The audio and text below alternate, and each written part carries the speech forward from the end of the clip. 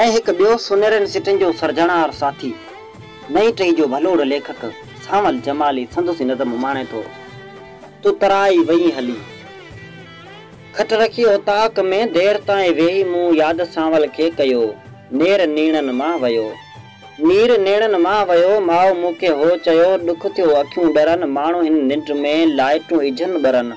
घर अंदरि घुटिजी हा मोसो टहिको वेकरो ॾिस वॾो फुड़ो ओतिरे जो ओतिरो अख बि तोसां साड़ी घोड़ो महबूब हो पेट सां थी जुदाई सचे ते अख जागजी पेट सां थी सुहाई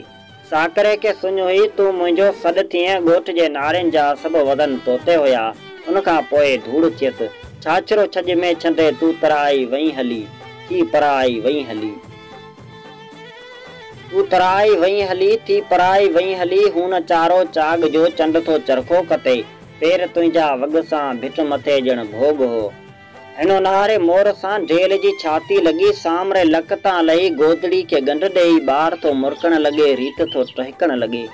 चंगेज़ जो चंग वॻो ॿू खे साड़े हली हा भॻी जे वंड कर चंड जो पटको ॿधी ही बि दिलि दहिलाइजे